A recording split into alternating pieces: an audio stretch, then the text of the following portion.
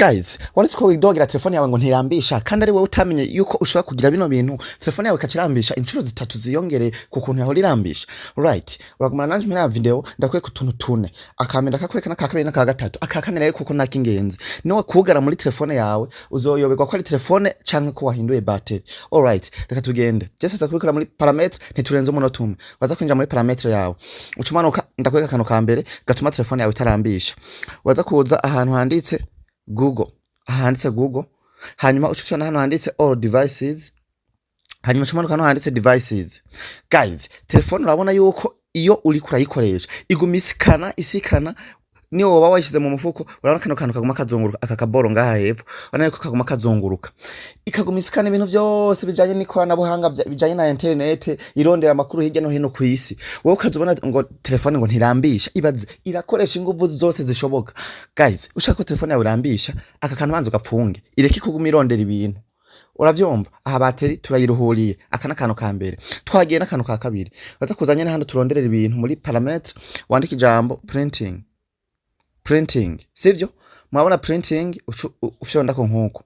Hanyuma guys, ucumanuka kandi hano handitse printing. Murabona tugiye muri printing iri on, sivyo? Tugenda ngaha download plugin ndabibereke. Sorry. Twinja ngaha muri printing nayo nyene burya iri on iguma irondera nkuko nyene. Mu gihe iri on iguma irondera hirya no hino ngo isohore ibintu byo gusohora impression, sawa? Iguma irondera hirya no hino. Alright, murabona battery irakora rikoresha ingufu zishoboka rikarondera ama implement hirya no hino rikaruha. Naje ubona le umuriro wihuse kugare guys, gira off kuko cyo nta bintu tugomba gusohora. Alright, akantu ka gatatu renge kukwereka. Akantu ka gatatu ngiye kukwereka gatuma telefone yawe ikirambisha umuriro bimwe biteye ubwoba gose. Uraza kuza ngaha mu application apps, sivyo? Cyo tumanuka murabona ino list ya ma application guys. Urabona winje nko muri application nk'iyi nk'akararo nkuko. Murabona ngaha notification. Bisigura ngo iki? Iyo notification yuguruye bisigura application iguma ikora hali inyuma. Akanoko zikabaye muri application iguma impa amakuru. Alright, nka WhatsApp ni sawa kuguha amakuru nuvuga bakwandika message uyibone bakwandike donc iguma iri play nayo ni scanner ihigisha hirya no hino amakuru iguha, sivyo? Urumva ibirikira consome umuriro. Ikintu rero kugira ngo telefone yawe irambishe ucuraba bya application menga ntukeneye gose.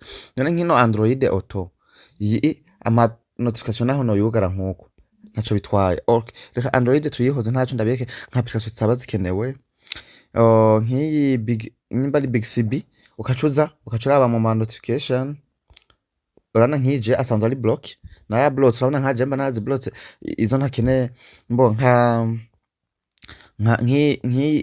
clock nki ukinjira ukavuga uti nikenewe urana ubwa mbere bayuguruye nkuko ucuyugara kugira ngo ireke kuguma iguha makuru donc iruhurire bateri izi zose ukinjirayo nki ukavuga ati ntaco jewe yomfasha digital webbing reka nugare, sawa?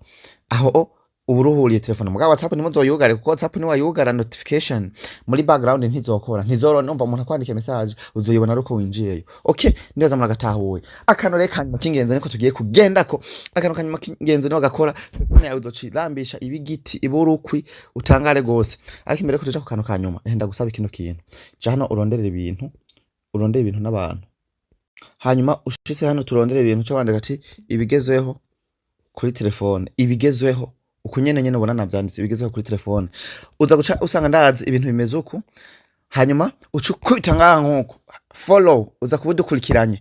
Aha rero birasigura iki? Ibigezweho kuri telefone nibwo rubuga rwonyene gwizewe gwigisha ibintu bimeze neza cyane heraba ama WhatsApp tips, Facebook tips, Instagram tips, TikTok tips, kugura ama channel kuyamonetiza byose ndavyigishiriza ngaha kuri ibigezweho kuri telefone kuko numva New Life Studio ni ibintu vya studio mugabe ibigezweho kuri telefone ibisohoka byose ama update abagezeho nkuko muvyibonera heraba imbere yuko mwakurangira ibintu WhatsApp bisohoye byose cyanda bishira ngaha. Alright, kurikirana ibigezweho kuri telefone rero hanyuma duhita kumanukira hataje abandi zino video hanyuma wifuza kugura konti ya 1xbet guys koresha code promo sakabagano mu ndome nkuru. Akantu reka nyuma kingenzi kugira ngo telefone yawe kirambisha burya ekra nayo ya telefone iri mu bintu bikonsoma umuriro mwinshi. Okay, ndakwinginze rero ubikore mu mwanya mutoyi cyane ndakwereke ingene ushobora mu gihe ekra yera nkuko reka ndaberekene no ngaha mu gihe ekra yera nkuko birakonsoma gose ari nk'iyi telefone no kuvuguraza hano ukayishira muri dark mode dark mode nkuko. Aha telefone ubuyihaye kurya umuriro mukeyi cane ubuyigabana. Nk'iyi nayo ndiko ndakoresha ngaha catuza nkuko hano champion aka kaboro mubona aka power saving senda gafyonda nkuko muze kuraba muri pourcentage hari akantu kaza guca kajayo kari akantu gaciye kajayo katuma telefone iciramisha cane. Wakoze rero gukurikirana kino cigwa, wakoze kubana natwe ushikaye kudushigikira. Thank you for watching this interesting video. Ciao ciao.